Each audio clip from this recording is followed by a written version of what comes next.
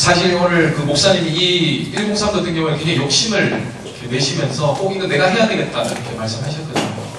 그래서 오늘 하는 걸로 알고 저도 이제 그 일주일 동안 모방비 선대로 있다가 어제 갑자기 이번 당회가 굉장히 좀 중요한 결의사항이 있나봐요. 그래서 목사님 갑자기 오늘 모시게 되셨습니다. 그래서 이거 해라 이래가지고 제목 그 자체가 어쩔 건가 이제 어쩔 건가인데 진짜 이 제목이 너무 와닿더라고. 이거 어떡할 거야 이제. 뭐 어떡하라고 나보고 뭐 이랬는데 다행히 뭐 지혜를 주시네요. 그래서 또 여러분들 부족하지만 시간 저와 첫 번째 만남을 가지게 됩니다. 어제 결혼하고 우승이 지금 바로 신혼여행 안 가고 온 거예요, BTS? 자리 잠깐만 일어나 보실래요? 네. 어제 결혼했어요, 1시에. 그리고 신혼여행 안 가고 어떻게 나중에 어떤 소리 들으려면 지금 여기 와 있는지 모르겠어요. 하나님 크게 쓰실 줄 믿습니다. 네, 언제 출근하죠? 내일 새벽에. 오늘 저녁에 주님 오시는데. 그거 나중에 들어간다니까 야 내일 주님 오시는 거 결혼하냐고 하지 말라고 그러더라고요. 본문 보겠습니다. 마태복음 4장 18절 22절을 18절에서 22절까지 마태복음 4장 18절에서 22절입니다. 제가 한 절 읽고 여러분들 한 절 읽고 교독하도록 하겠습니다. 갈릴리 해변에 다니시다가 두 형제 곧 베드로라 하는 시몬과 그의 형제 안드레가 바다에 그물 던지는 것을 보시니 그들은 어부라.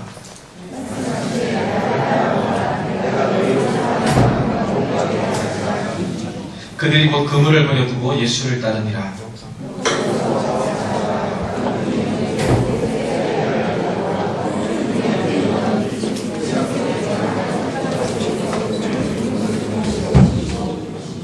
함께 읽겠습니다. 그들이 곧 배와 아버지를 버려두고 예수를 따르니라.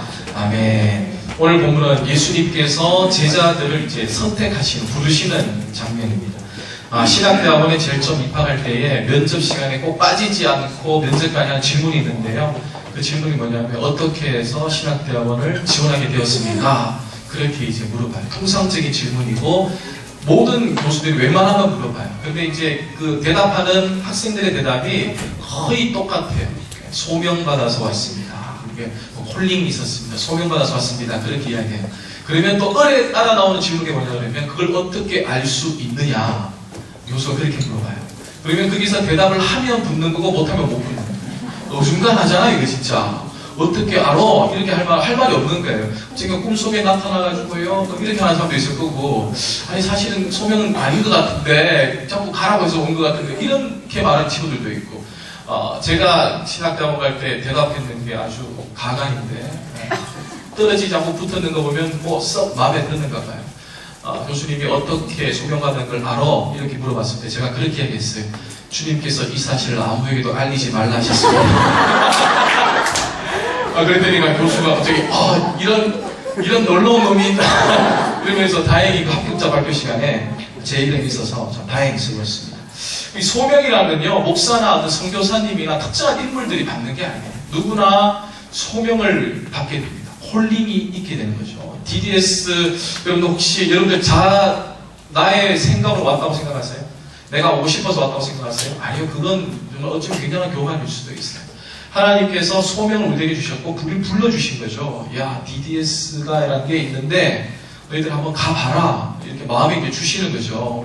그러면 이제 제가 그 마음을 받아서 가는 겁니다. 그렇게 왔는 분들이 대부분일 거예요. 그게 아니라면 여러분들 여기 있을 수가 없어요. 지금 꽃 피거든요. 벚꽃 막 폈거든요. 목련 피고 이러거든요. 결혼했잖아요. 그런데 어떻게 여기 와 있을 수 있어요? 가죠. 신혼여행 가야죠. 아니면 벚꽃 보러 가야죠.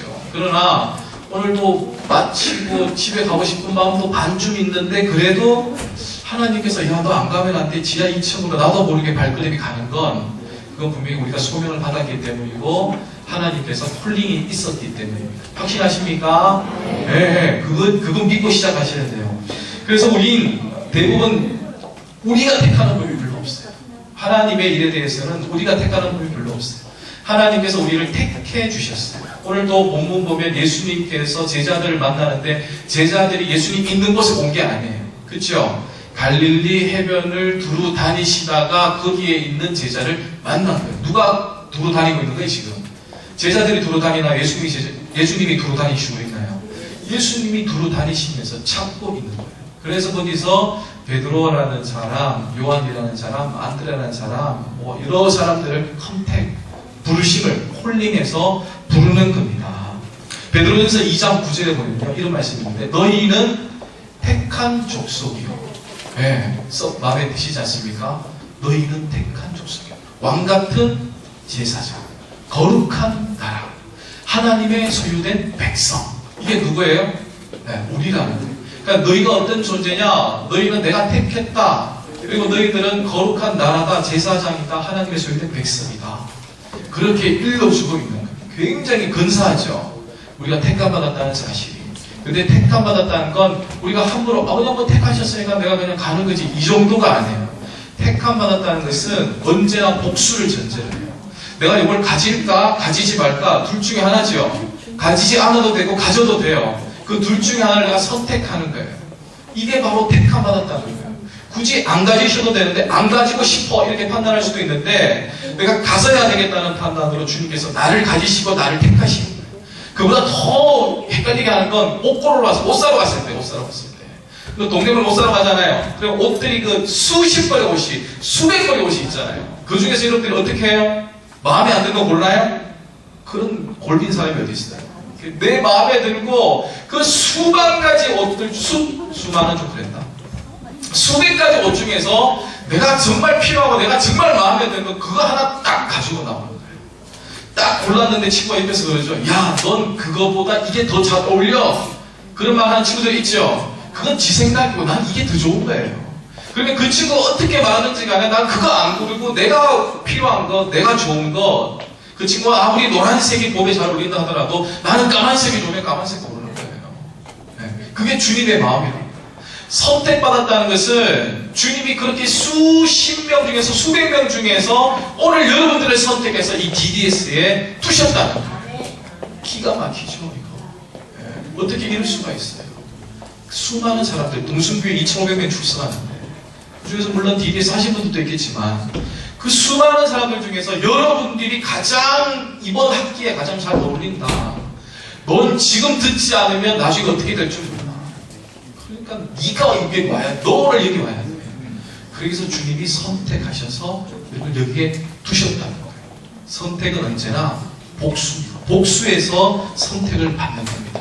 그러니까 여러분들이 그냥 굴러다니다가 그냥 온 게 아니라 오늘 주님의 말씀 따라 해변을 두루 다니다가 그렇게 정말 저 친구 괜찮다는 그 마음이 있으셔서 그 친구를 선택해서 제자로 삼으시고, 또 그 2,500명 수많은 성도들 중에서 여러분들이 지금 가장 이 DDS가 필요하다고 얘기했기 때문에 지금 이 자리에 여러분들을 두셨다는 이야기입니다.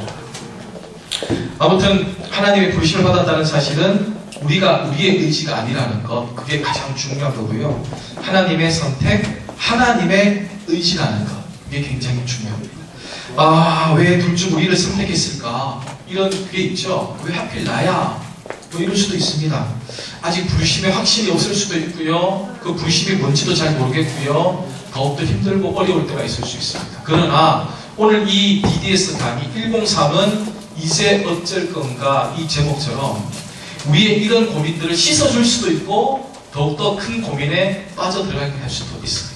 우리가 선택받았다는 것, 그건 굉장히 좋은 일이지만 내 의지로 선택받은 게 아니라 하나님의 의지로 선택받았기 때문에 내가 좀 벗어나고 싶은 마음도 있을 수 있고, 그리고 이 선택이 부담스럽게 다가올 수도 있습니다. 그러나 오늘 이 강의를 잘 듣고 여러분들이 소화하게 되면 선택받았다는 게 그렇게 나쁜 것만은 아니구나, 좋은 거구나, 그렇게 느껴질 수도 있을 겁니다. 때로는 그렇게 안 느낄 수도 있습니다. 그러나 실망할 필요는 없습니다. 아직까지 시간들이 굉장히 많기 때문에 오늘 이 본문을 좀 비교해서 읽어볼 필요가 있는데요. 오늘 우리는 마태복음 4장 18절에서 22절을 읽었잖아요. 그런데 이 마태복음 4장 18절에서 22절 같은 이야기를 다른 복음서에서도 많이들 이야기를 해요. 그러니까 공간복음, 마태, 마가, 누가 이 세 복음서는 공통된 이야기를 구성하고 있는데 이게 몇 장에 나오느냐, 그리고 어떤 사람이 썼느냐에 따라서 좀 생각하는 게 좀 달라요. 마태복음 같은 경우에는 이게 메시아 사상이 굉장히 담겨졌어요. 마태는 메시아 사상으로 적었기 때문에 철저하게 메시아 중심적으로 이 글을 썼어요. 이 글은 중심이 어떤가요? 두루 다니다가 봤어요. 야, 네 오늘부터 내 제자 해! 따라와! 그게 끝나는 거예요. 그럼 끝났대. 그러고 그냥 따라갔대. 이게 마태복음이에요. 그런데 누가복음 5장 1절에서 6절 성경책 있습니까? 있으신 분들은 찾으시고 없으신 분들은 다 외운 줄 알고 아니면 휴대폰을 다 끄집어 내시든지. 네. 누가복음 5장 1절에서 6절은 똑같은 배경이 똑같은 내용이지만 아주 세밀하게 이야기하고 있어요. 왜 그러냐면 마태는 메시아 사상으로 적었고 누가복음은 사람 중심이에요. 그러니까 인간으로 내려오신 예수님에 대해서 인간과 인간의 이야기를 쓴 그 마음으로 쓴 책이 바로 누가복음이기 때문에 그래서 조금 약간 이 마태복음 4장보다 누가복음 5장이 이 배경을 굉장히 디테일하게 설명하고 있어요. 봅시다. 누가복음 5장 1절에서 6절입니다. 제가 여러분 한 절 읽고 여러분들이 한 절 읽고 그렇게 교독으로 읽게요. 무리가 몰려와서 하나님의 말씀을 들을새 예수는 게네사렛 호숫가에 서서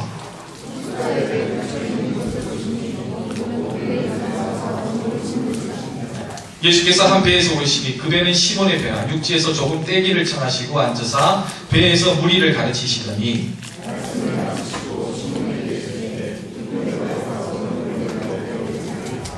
시몬이 대답하여 이르되 선생님 우리들이 밤이 새도록 수고하였으되 잡은 것이 없지만은 말씀에 의지하여 내가 그물을 내리이다 하고 고기를 잡은 것이 심이 많아 그물이 찢어지는지라. 아멘. 자, 이제 마태복음 4장과 누가복음 5장을 잠깐 이렇게 섞어서 제가 한번 이야기해 볼게요.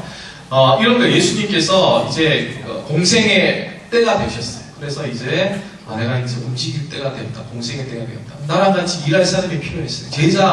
제자가 필요한 거죠. 그래서 갈릴리 해변으로 갔습니다. 우리는 되게 이렇게 이야기하죠. 왜 하필 베드로였을까? 왜 하필 요한이었을까? 예수님은 어부를 특별히 사랑하시나? 근데 생각해보면 갈릴리 해변의 남정네는 대다수의 직업이 어부입니다. 근데 왜 하필 베드로인가? 왜 하필 요한인가? 안드레인가? 궁금하지 않아요? 왜 하필 그들인가? 어부였다면 그들 말고도 수많은 사람들이 있었을 텐데 왜 하필 그냥 예수님께서 발길 닿는 대로 갔는데 하필 그 배에 그물을 싣고 있는 사람이 있어서 아이고 저 정도면 됐다 싶어서 그냥 고르신 건가? 선택하신 건가? 근데 오늘 누가복음 읽어보면 거기에 대한 비밀이 조금은 풀려질 것 같아요. 이런 거예요. 예수님께서 베드로에게 다가가셨죠. 베드로에게 다가가서 뭐라고 말씀하시죠? 보면 호숫가에 배 두 척 있는 것을 보시니 어부들은 배에서 나와서 그물을 싣는지라. 근데 다짜고짜 예수님이 베드로에게 뭐라고 이야기합니까? 이곳에다가 그물을 다시 한번 고기 잡으러 나가보자. 그렇게 이야기하는 거예요. 그런데 베드로가 이 뒷이야기 마태복음에 나오지 않는 이야기가 누가복음에 등장하는데 그건 뭐냐면 5절 말씀에 그렇게 이야기하는 거예요. 시몬이 대답하여 이르되 선생님 우리들이 밤이 새도록 수고하였으되 잡은 것이 없습니다. 그러니까 상황이 이런 상황이에요. 예수님이 다가갔어요. 그리고 그물을 싣고 있는 베드로에게 다가가서 야 다시 나랑 같이 바닷가에 가서 그물 한번 던져볼래? 그렇게 이야기하는 거예요. 그러니까 베드로가 뭐라고 대답합니까? 주님 내가 밤이 새도록 그물을 던졌는데요 단 한 마리도 잡지 못했습니다. 그러면서 지금 베드로가 뭘 하고 있는 거예요? 네. 그물을 2절 말씀 보면 그물을 씻고 있는 거예요. 베드로가 그물을 왜 씻을까요? 네? 그만하려고 이제 어부 그만하려고 씻을까요? 아니면 다시 때가 되면 나가려고 씻었을까요? 때가 되면 나가려고 씻죠. 여러분 시험 치고 난 다음에 공부 왜 다시 합니까? 시험 또 치려고 공부하는 거죠. 네. 예수님 보시기 이 장면이 굉장히 근사한 거예요. 자, 밤이 새도록요 직업이 어부예요. 베드로가 직업이 어부예요. 던지면 잡아야 되는 게 어부지요. 만약에 던졌는데 못 잡으면 어부 할 필요가 없어요. 어부 말고 딴 거 해야죠. 농부를 하든지 농사를 밭을 일구든지 농사를 지어야죠. 어부는 던지면 잡아야 돼요. 그게 생계인데요. 근데 그날따라 밤이 새도록 그물을 던졌는데 단 한 마리도 베드로가 잡지 못했어요. 그런데 베드로가 그날 다음날 아침에 그물을 씻는 거예요. 왜? 다시 나가려고. 다시 한 마리도 잡지 못했지만 내가 다시 씻어서 오늘은 되겠지. 예. 실패하고 실패했지만 밤이 새도록 실패했지만 오늘은 되겠지. 그걸 씻는 거예요. 예수님이 그거 보고 굉장히 마음에 들었을 것 같아요. 그 말 했잖아요. 베드로 어제 밤새도록 던졌는데 단 한 마리도 잡지 못했는데 내가 지금 그물을 씻고 있지만 주님이 하라고 하시니까 전직 목수가 현직 어부한테 지금 그물을 던지라고 하니까 몰라요? 예수님 직업이 뭐예요? 현직이에요, 전직이에요? 전직이에요. 현직 아니에요. 현직은 다른 거죠. 전직 목수가 현직 어부한테 던져라. 이것을 한번 던져보아라. 그렇게 이야기하는데도 베드로가 군말하지 않고 이 자리에서 일어나서 예수님과 함께 다시 바다로 나가는 거예요. 거기에다가 어떻게 됐어요? 바다에다가 그물을 딱 던졌더니만 어떤 일이 일어났습니까? 그물 찢어지는 은혜를 입었더라. 그렇게 성경 우리들에게 말씀하고 있습니다. 처음 교회에 나오면요, 그런 경험이 있어요. 그물 찢어지는 경험을 받을 때가 있어요. 네. 신앙생활 하다 보면 그물 찢어지는 경험 받을 때가 있어요. 야, 최 목사 너도 한번 됐었는가 보다. 아니요, 제가 이야기하는 물질이 아닙니다. 오해하지 마세요. 물질이 아니고 그물 찢어지는 경험이 있을 수 있어요. 그게 뭐냐 그러면 내가 안 한 것 같은데 되는 일이 있어요. 네. 굉장히 신기하죠. 내 힘으로 안 되는 건데 될 때가 있어요. 전 동순교회 그렇게 왔다고 생각하는데 내가 올 수 없는 곳이라고 생각했거든요. 근데 왔거든요. 별로 놀랍지 않은 모양인데 굉장히 동순교회 오기 힘든 교회예요. 여기 누구나 다 가고 싶어하는 목사님한테 잘 배워서 앞으로 훌륭하게 목회하고 싶은 교회가 동순교회예요. 부목사뿐만 아니라 신학대학원생들이 다 그렇게 가고 꿈꾸는 교회가 동순교회예요. 거짓말 같죠? 아멘 하시는 분만 동순교회 교인인 것 같아요. 정말 그런 교회예요. 그러니까 동순교회 올 때 순전히 전 어떤 나의 스펙으로 왔다고 생각하지 않아요. 하나님이 기가 막힌 타이밍에 넣어두신 것 같다는 느낌을 제가 아직도 받고 있어요. 그러니까 교회 다니다 보면 이런 일들이 비일비재해요. 돈다발 떨어지고 이런 게 아니에요. 지금 제가 말씀드리는 건 다시 한번 말씀드리지만 내가 내 수고로도 할 수 없는 일인데 근데 그게 될 때가 있다는 거예요. 내 노력은 아닌데 하나님이 순전히 하나님께서 함께 해줘서 된 것 같다는 거예요. 근데 그 됨을 받았을 때에 대개 사람은 두 가지로 분류가 됩니다. 첫 번째는 뭐냐 그러면 우연일 거야. 이렇게 판단하는 사람이 있어요. 야, 예수님이 고기 잡은 거 아니야. 고기가 잡힌 거야. 고기가 그물을 애써 뚫고 들어간 거야. 한 명이 들어가니까 두 번째 너 뭐하니 해서 따라 들어가고 너 두 명이서 뭐하니 따라 들어가고 이렇게 다 모여가 그물 찢어진 거야. 이렇게 판단해버렸다. 제일 처음에는 이거 놀라운데 근데 신앙생활 놀라운데 그게 하루아침에 사라지고 이건 내가 잘해서 된 거야. 우연일 거야. 내가 했어도 됐을 거야. 내가 어제는 밤새도록 그물 던져서 못 잡혔지만 오늘 내가 예수님 말이 아니라도 그물 씻고 난 다음에 들어가서 던졌더라면 그 정도 잡았을 거야. 이 분류가 하나예요. 두 번째 분류는 뭐냐면 야, 뭔가가 있긴 있나 보다. 내가 내 의지로 이 세상을 살아가는 게 아니구나. 내가 누군가에게 끌려 누가 나와 함께 하는구나. 그래서 내가 할 수 없는 것조차도 이렇게 될 때가 있구나. 그렇게 두 가지 구별되는 거예요. 누구나 교회 오면요 그물 찢어지는 경험을 하는 거예요. 첫 번째 사람처럼 그렇게 결론을 내린 사람이 있는가 하면 두 번째 사람처럼 그렇게 내 인생의 주인이 따로 있는가 보다. 내 인생의 주인이 다른 하나님이 분명히 있는가 보다. 그리고 철저하게 우선 순위를 하나님에게 두고 정말 근사한 제자의 삶을 살아가는 사람들이 있다고요. 이제 여러분들 어쩔 건가 이 질문에 이제 대답할 때가 되었습니다. 여러분들 교회 오신 지 좀 되셨죠?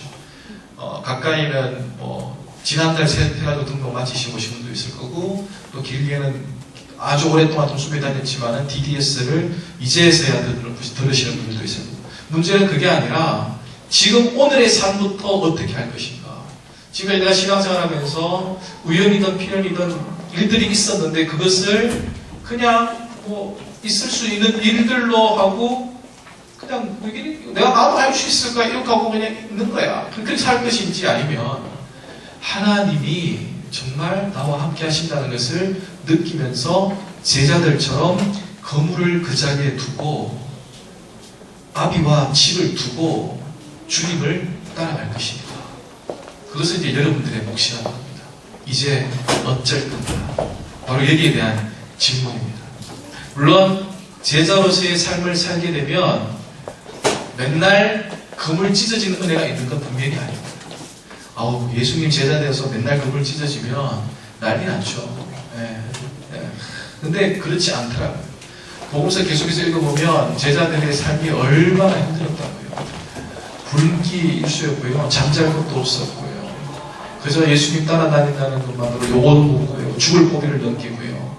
그게 예수님 제자의 삶이었습니다. 그러나 그 제자들은 그 삶에 대해서 실망하지 않고 묵묵히 주님을 따라갑니다. 약간의 아차하는 순간이 있었지만 그래도 예수님의 부활의 장면을 보면서 그들의 마음에 복음의 사람으로 다시 세움을 받게 되고, 그리고 그들이 교회를 세우고 2000년 역사가 흐르는 이 땅에 지금 동순교회뿐만 아니라 수많은 교회들이 세워지고, 아직까지 복음이 듣지 못하는 그 미개한 종족들 가운데 선교사님들이 파송되어지고, 아직도 그 일들이 이어지고 있다는 겁니다.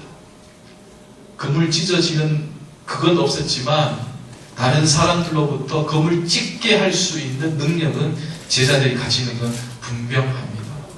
제자의 삶은 벼락부자 되는 게 아닙니다. 제자의 삶은 금을 찢어지는 게 아닙니다. 때로는 만날 금을 던져도 헛당치는 삶이 될 수도 있습니다. 그러나 지금의 삶에 만족하지 않고 내가 하나님에게 더 가치를 두고, 내가 더불어 함께 사는 이웃들에게 더 가치를 두고, 내가 일생을 살면서 정말 가치 있는 삶을 살아가며 제자의 삶을 살아갈 때에 우리를 통해서, 여러분들을 통해서 이 세상이 변화되어지고 하나님이 크게 기뻐하신다는 사실입니다. 수고하고 무거운 짐진 자들아 다 내게로 오라. 그렇게 예수님께서 말씀하셨거든요. 어쩌면 제자의 삶은 무거운 짐을 지고 가는 그런 일일 수도 있습니다. 그래서 짐 지다 보면, 그렇게 수레에다가 짐을 얹어서 끌고 가다 보면 이 짐 확 집어 던지고 싶을 때도 있어요. 제가 제일 처음 목사가 되었을 때 수레를 하나 선물 받았다고 생각했거든요. 하나님, 내게 이 수레를 주셔서 너무 감사합니다. 여기다가 많은 사람들의 짐을 싣고, 그들의 인생의 짐을 싣고, 그들의 궁핍함의 짐을 싣고, 그들의 불안의 짐을 싣고 내가 끌고 가겠습니다. 그래서 한 개, 두 개 올라올 때는 신나던데요. 목사 같고 뭐 하는 것 같고 너무너무 신나던데요. 근데 짐이 올라가면 올라갈수록 어떻게 마음 들었을까요? 좀 내렸으면 좋겠다. 당신의 짐을 내가 실어줄 수가 없다. 아니면 그 짐을 실으려고 하면 대가를 지불해라. 이렇게 되는 거죠. 근데 한참 제가 그래도 나름 한 15년 이상 목회를 해서 오는데 지금쯤에 그런 주님을 만나요. 짐을 내가 싣고 가요. 그래서 투덜투덜대면서 가는 거예요. 억지로 가라고 하니까 수레는 맡겨졌지, 짐은 실려있지, 투덜투덜대지만 가야 될 거 아니에요. 억지로 가긴 가는데 저기 또 한 사람이 있는 거예요. 또 한 사람이. 그래서 그 사람이 짐을 실으려고 기다리고 있는 것 같아요. 그래서 그 사람 보자마자 눈도 마주치지 않고 당신의 짐을 실을 데가 없다고, 실지 말라고, 나도 지금 힘겨워 죽겠다고. 근데 그분이 그렇게 이야기하던데요. 나는 당신에게 짐을 주려고 온 게 아니라 짐을 함께 들려고 왔다. 그러면서 그 마태복음 11장 28절에 보면 수고하고 무거운 짐진 자들아 그 짐을 내려놓아라, 그렇게 말씀하지 않습니다. 뭐라고 말씀하시죠? 수고하고 무거운 짐진 자들아 다 내게로 와라. 나와 같이 멍에를 메고 가자. 제자의 삶은 짐을 내리는 삶이 아닙니다. 제자의 삶은 짐을 더욱더 쌓아가되 힘겹고 무겁지만 주님과 동행하는 인생이기 때문에 같이 짊어지고 가는 거기 때문에 행복하고 기쁜 게 바로 제자의 삶입니다. 근사하죠? 이렇게 살고 싶으시죠? 그러나 여러분들 만만치 않습니다. 그러나 제자의 삶은 살만한 겁니다. 제가 좋아하는 말 중에 그런 말이 있는데, 세상에 하나님의 종이 되면 세상에 자유하고, 세상의 종이 되면 하나님께 자유하다. 이 말이 진짜 그런 거예요. 내가 하나님의 종이 되면 하나님의 말씀만 듣겠죠. 하나님의 말씀을 들으면서 세상에 어떤 일이 일어나더라도 물질에 치우치지 않고, 권력에 치우치지 않고, 명예도 치우치지 않아요. 그건 내가 애써 가질 필요 없어요. 하나님 한 분을 내가 이미 가졌기 때문에. 그러나 그 반대로 내가 하나님의 종이 아닌 세상의 종이 되면 하나님에게 굉장히 자유로워집니다. 그 말인즉 세상이 추구하는 물질, 세상이 추구하는 권력, 세상이 추구하는 명예를 쫓아가려고 애를 쓰겠죠. 그러나 하나님은 점점 멀어지면서 하나님과는 자유해지는 거예요. 하나님 오늘 바빠서 그만, 이렇게 되는 거죠. 하나님께 점점 멀어지는 겁니다. 우리에게 선악과 하나가 있을 때에 그 나머지 모든 게 자유로운 거예요. 그래서 하나님이 선악 과 하나 두시고 이것 건드리지 마. 나머지는 다 된다. 그게 어쩌면 하나님이에요. 그걸 건드리지 마라. 근데 그것마저도 먹으려고 했던 게 사람입니다. 반대로 예수님 공생이 처음 시작할 때 어디 계셨습니까? 광야에 있었죠. 그때 뭐 있었죠? 아무것도 없었죠. 광야에 뭐가 있어? 아무것도 없어요. 근데 사단이 나타나서 뭘 준다고 그러죠? 하나 준다고 해요. 하나. 야, 너 하나 줄게. 하나 줄 테니까 해봐. 그런데 아무것도 없는 것 중에서 하나 준다고 해도 받지 않으실 분이 바로 예수님. 사람은 다 네 건데 이 하나 하지 마라 그랬는데 그것조차도 먹으려고 했던 게 사람. 이게 바로 주님과 우리의 차이입니다. 제자의 삶을 산다는 것은 그렇게 살아가는 거예요. 하나에 매이면서 나머지에는 자유로운 삶을 사는 것. 그게 바로 제자의 삶입니다. 선택하십시오. 오늘 어쩔 건가? 네. 그다음 뭐 어떻게 하든 상관 안 해요. 네. 여러분들 선택하십시오. 기도하겠습니다. 좋으신 하나님, 하나님께서 우리를 택하셔서 이 자리에 두시니 감사합니다. 이제 우리가 무엇을 결심해야 될 것인가? 이제 무엇을 깨우쳐야 될 것인가? 알아야 될 것인가? 어떻게 살아야 할 것인가? 거기에 대한 해답을 찾게 하여 주시옵시고, 오늘이 아니라면 내일이라도 앞으로 장차 있을 그 날들 가운데 바른 답을 찾아서 하나님을 향한 신실한 사람으로 세워질 수 있게 역사하여 주시옵소서. 감사를 드리오며 예수님의 이름으로 기도드리옵나이다. 아멘.